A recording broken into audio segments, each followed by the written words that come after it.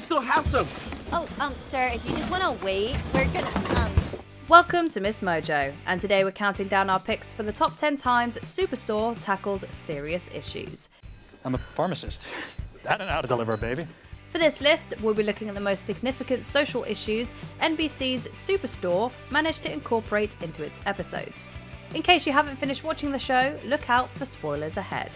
Just before we get started, let us know who your favourite Superstore character is in the comments below. Number 10, the tornado. Severe weather feels like a weird choice on paper for a workplace comedy to tackle, but it actually works really well.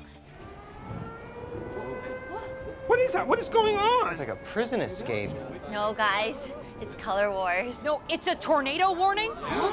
The plot point comes at a time where employees are fearing layoffs, and culminates in Jonah and Amy sharing their first kiss in the panic of it all. We see these characters truly fear for their lives for the first time, and it's not just a one-off episode either. Yeah, so anyway, everything I own is gone, and now I'm living in a FEMA trailer. The start of the next season showcases the devastating after effects, including Dina's signs of PTSD, Jonah's living conditions after he lost his home to the storm, and the belief that Brett was killed. Of course, it's all handled with Superstore's remarkable balance of humour and grounded realism.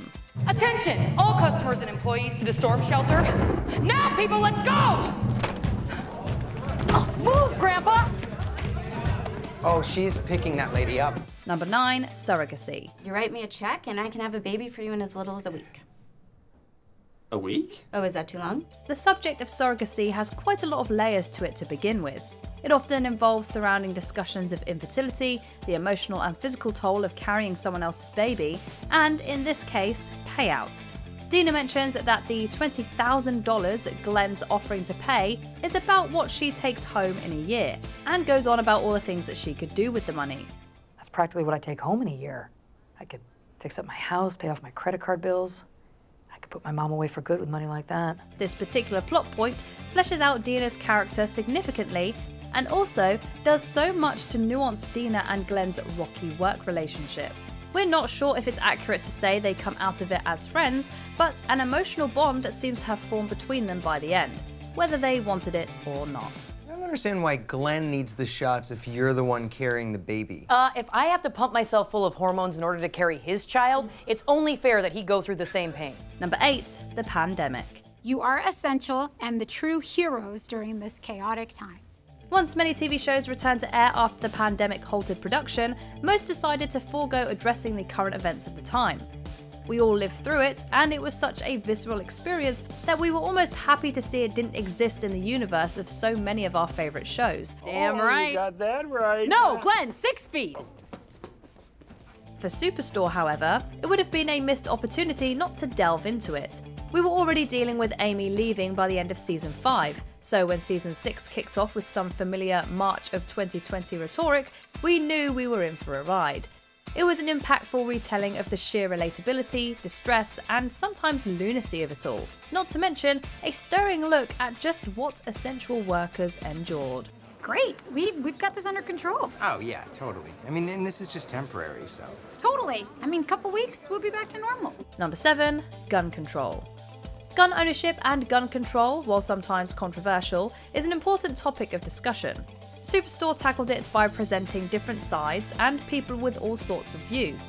The focus of the episode is on Jonah, who is intensely against gun ownership and is made to work at the gun counter. Just the 9mm. Gun!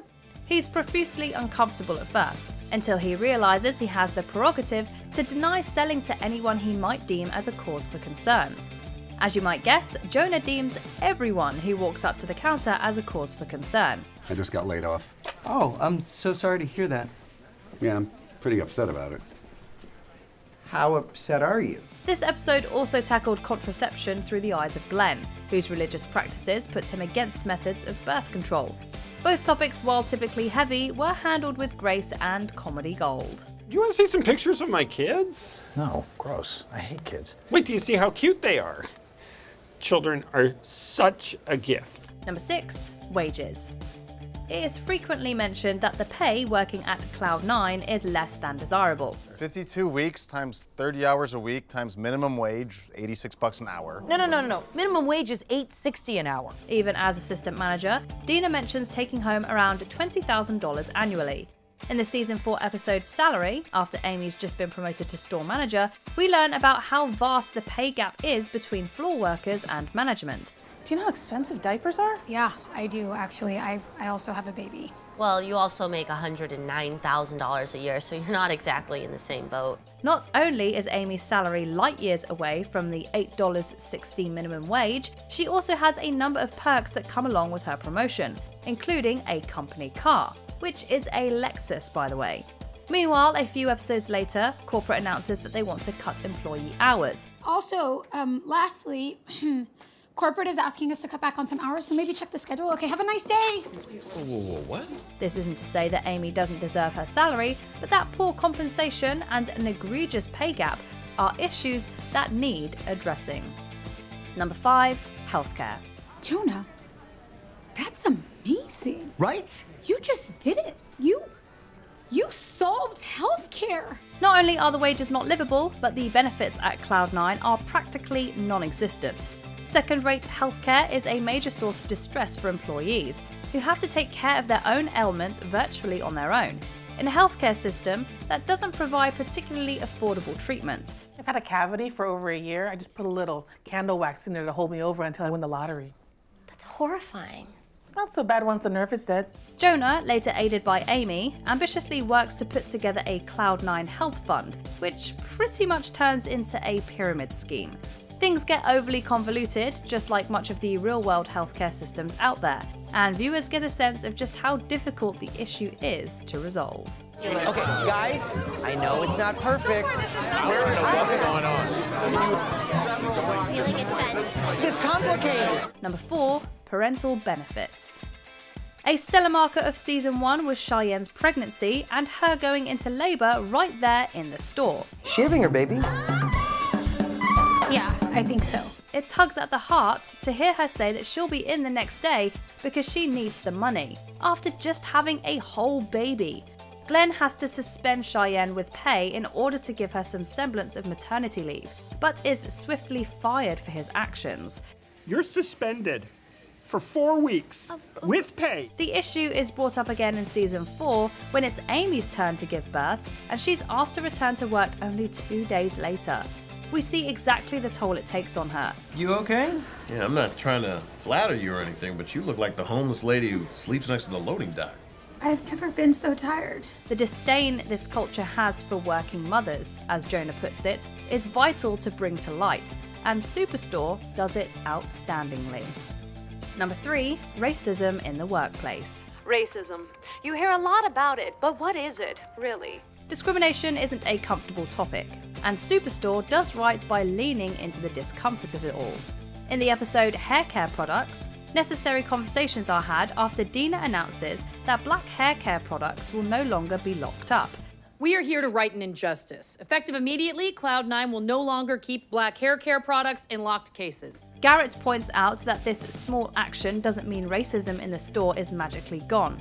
He's then tasked with compiling a list of things that can be done to fight systemic racism, and some great talking points are heard. But you shouldn't ignore race. You should be aware of how being black affects our daily lives. While this happens rather late in the series, an early episode saw Amy addressing offensive racial stereotypes and cultural appropriation in the workplace. Number 2, the nuance of undocumented immigration. Perhaps one of the biggest twists in the series is Mateo getting arrested by ICE. It was incredibly set up over 3 seasons, and yet we still didn't see it coming. Mateo, you're an American citizen, right? Early on in season 2, Mateo finds out that he's actually undocumented. It's revealed slowly to co-workers throughout the series, and despite his best efforts to throw suspicion off of himself, by the end of season 4, corporate finds out. So unless there's some reason I just can't I'm undocumented. In a brilliant effort of collaboration between all of Mateo's friends at Cloud9, they tried to sneak him out of the store, swarming with ICE agents, but there's nothing for it. The representation here is not only grounded and respectful, but invoked empathy for undocumented immigrants at the time when America desperately needed the narrative. What do we do now? I mean, we have to fight this. Before we continue, be sure to subscribe to our channel and ring the bell to get notified about our latest videos. You have the option to be notified for occasional videos or all of them. If you're on your phone, make sure you go into your settings and switch on notifications. Number 1. Corporate's abuse of power. Have you tried the Cloud9 Corporate Sundae? What it is they give you a very, very tiny bit of ice cream with nothing on top, and then you just have to take it. From the beginning of the series to the very end, practically every headache is caused by corporate. The salaries are bad, the benefits are bad, the attitude and treatment of employees from the top down is abysmal. Several times throughout the series, we see Amy and her team do their absolute best to make things better. They stage a walkout, make efforts to form a union, and generally try to fight the man to make things better for the little guys. And after all of that, we still can't afford rent, or to go to a doctor when we're sick, or to buy a car instead of taking 5 different buses to work. And nearly every time we see that corporate talks, but ultimately does nothing of value. It's something we know is happening, and something many of us live through every day. But seeing it all represented on screen is incredibly cathartic. Oh, no, you guys do not have to do this. Okay, you know what? I understand that you're upset about Glenn. I know, and I get that. No, come on, corporate cares. Do you agree with our picks? Check out this other recent clip from MsMojo. And be sure to subscribe and ring the bell to be notified about our latest videos.